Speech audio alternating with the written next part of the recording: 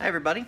Today I'm going to be changing the strings on my Gibson Les Paul using the GForce system, and I'm going to try to make this short and sweet, so this will be coming in little segments.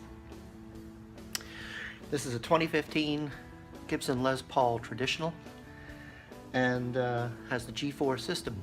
To prepare for this, I've put some paper towels underneath the neck, and that's to absorb the oil, which I got this month in my guitar crate. And I'm going to be doing my own hybrid, so maybe I should get a hold of the people at String Joy and start ordering from them. So I'll be using the bottom 3 strings from this, so I'll be using the 26, 36, 46, and the top 3 strings from this set of 9s, so I'll be using the 9, 11, and 16.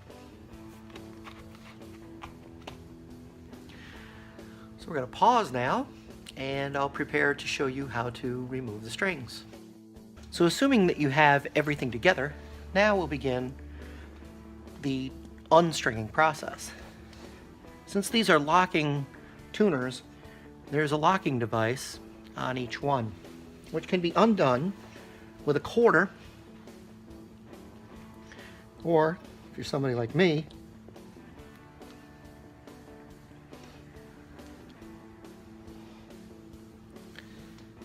to begin the restringing process, the first thing we want to do is remove the strings. To do this with a locking mechanism like this one, we first have to unscrew the locking devices. I like to take them all off at the same time. Alright, so it's threaded here, and I like to use the proper tool. You can use a quarter, but I like to use a screwdriver. Once these are off, I'll be back again. Something to remember whenever you remove something from your guitar, regardless of what it is to try to remember how it looked before you do the next thing. What I notice is that there is a turn on each of these strings, and there are multiple turns at the top of the B string and E string. This is important when restringing the guitar at the end of the process. The GForce system is controlled by this pad, which is upside down to you right now. I'll swing it around for a second. As you can see, there are buttons here. There's a pad of buttons that has an up, down, left, and right. There's also a power button, and then you have your LEDs, E through E.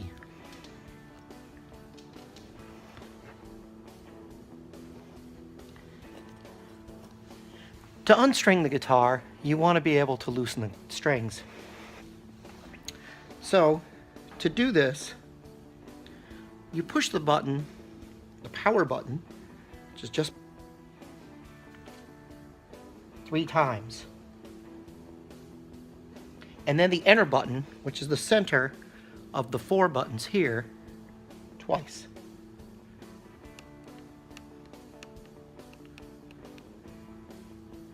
Now, as you can see, my E string is flashing. I'll push this, and the low E is going to turn.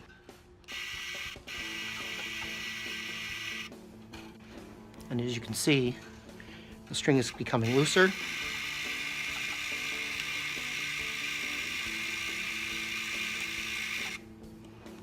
That's like having a power winder.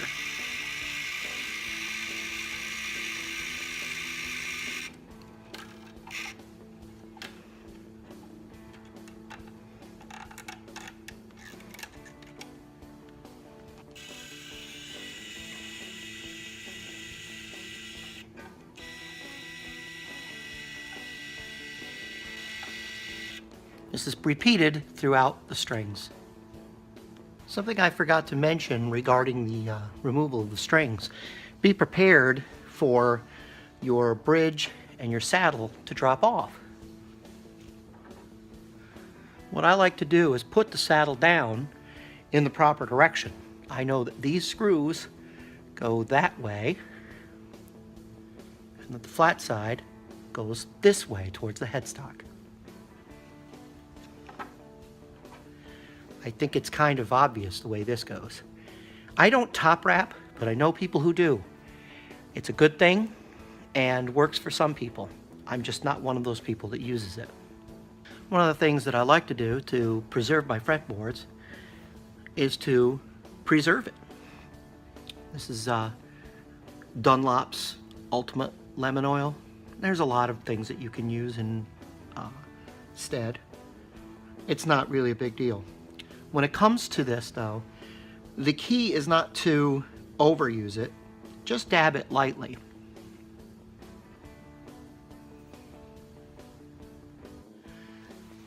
Once you've dabbed the conditioner onto the fretboard, what you want to do is make sure you wipe up all of it, all of the excess. Remember, it's not a fret wire conditioner, so it's not meant to wipe up your fret wire, only the fretboard. By the way, these are the older style inlays, not the mother of toilet seat. So this is safe for those. And again, when you're wiping it up, use something that's clean. I'm just using a paper towel. I can throw it away. I don't have to worry about the oil. And this paper towel again under here is just to grab any excess that falls.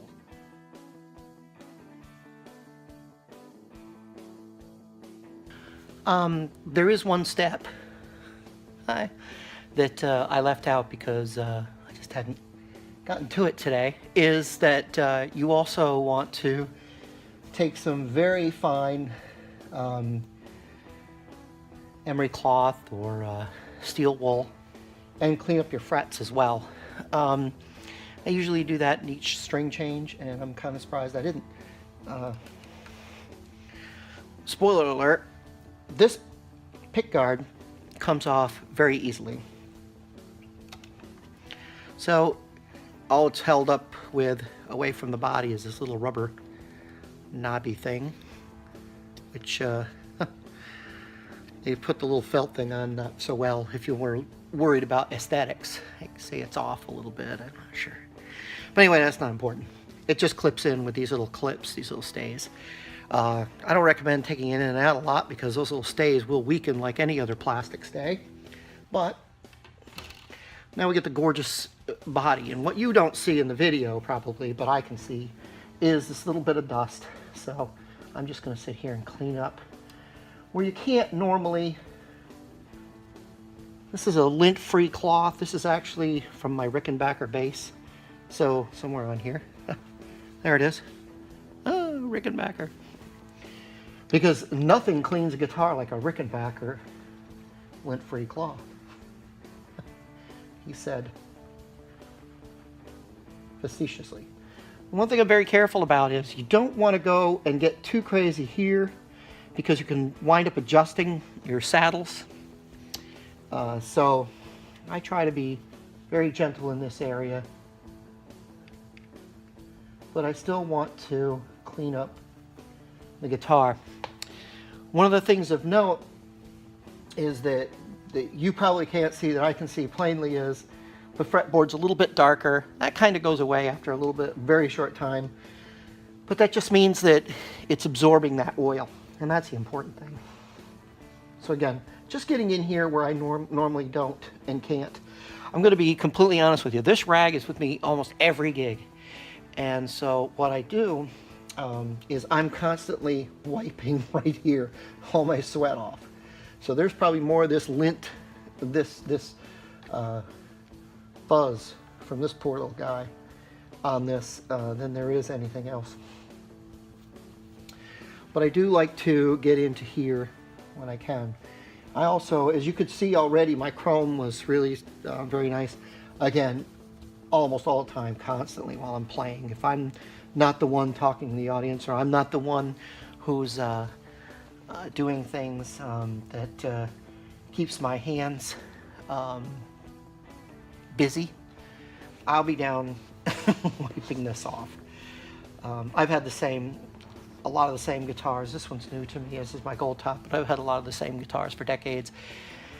And if you look real close, you can start seeing some wear patterns on the one Stratocaster I've been playing very regularly since 2001.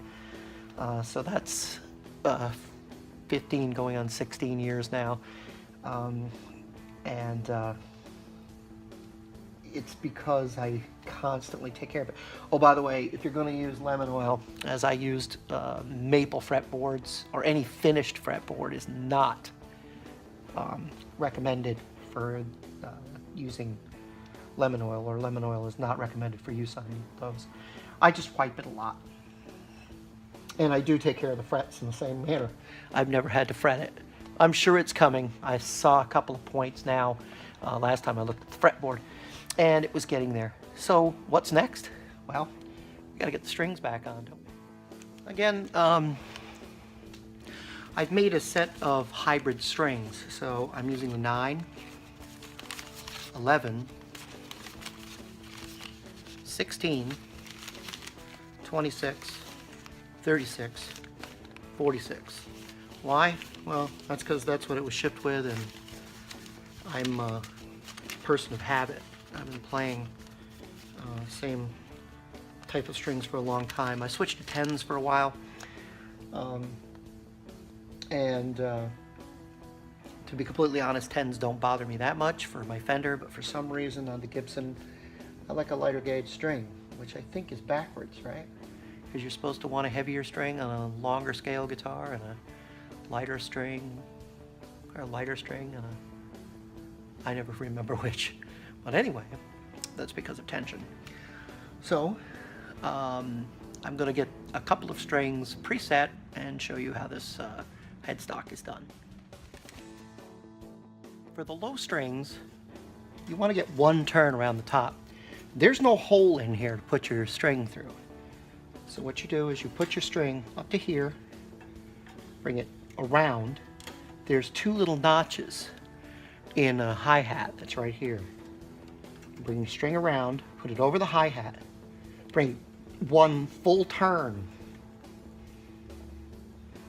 on the string. When it comes to your fat strings, that's really all you're going to get. So don't worry about putting too much on. Threading this fattest string, I probably should have demonstrated this on an easier one. A little harder. And again, you get that full turn. Maintain it. Because that fat string wants to come out from underneath there. You're going to turn that down. Take your screwdriver. Tighten it. Be careful not to over tighten. The idea is to make it so that the string does not get out from underneath there. All right.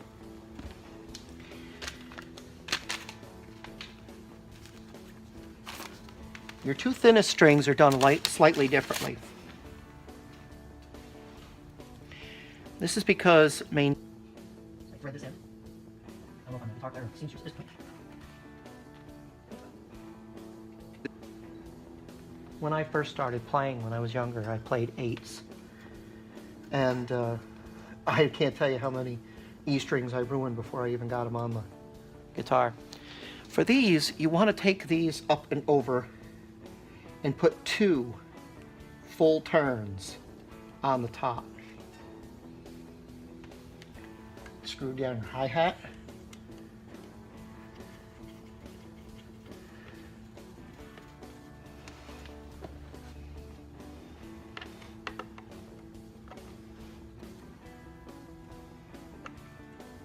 And again, careful not to over tighten.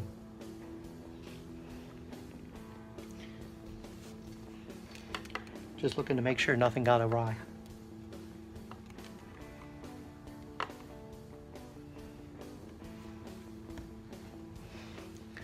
I'll be back once the string is on. So the process for tightening the strings is much the same as the process for loosening the strings. It's not recommended to use a string winder, but to use this system. Again, you push this button, whoops, you push this button 3 times and this button 2 times to begin the process.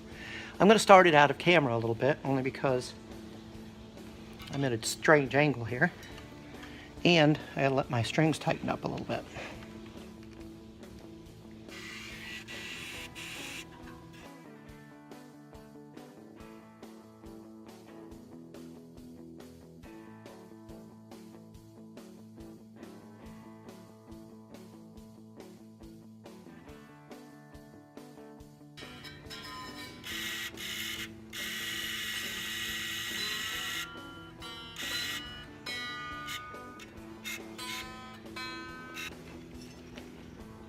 Now I'm at the B string. Again, I'm going to push the up arrow to tighten it, just a little.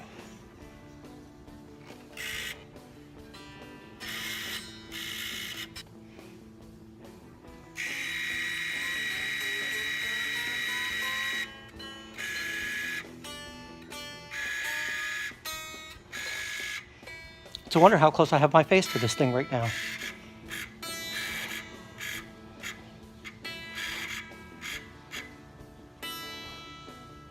So now it's approximately in tune. And as you can see, it didn't take too much tension or too little. The important thing is to just bring it up to a tension that you feel as a guitar player, and as you played a few years at least, that you've been to before. Once you have that tension, then the important thing is to allow it to proceed by tuning. So that way you don't over-tune it, and the system doesn't overdo it. So to clip the wires, I'm a close clipper, so I don't like to get that little piece that'll cut my finger later.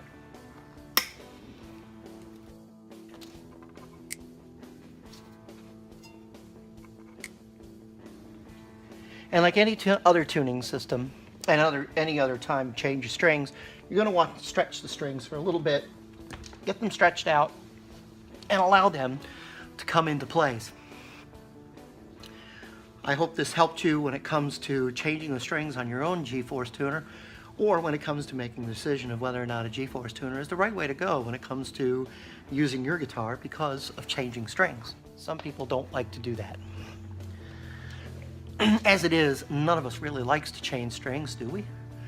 So why go through the pain and the hassle of making it more difficult? Once the process is learned of pushing the on button 3 times and the menu button twice, or the enter button, sorry, twice, then your process is as simple as pushing down to loosen and pushing up to tighten, and then allowing the GForce tuner to do the rest. I hope you enjoyed this, and have a great day.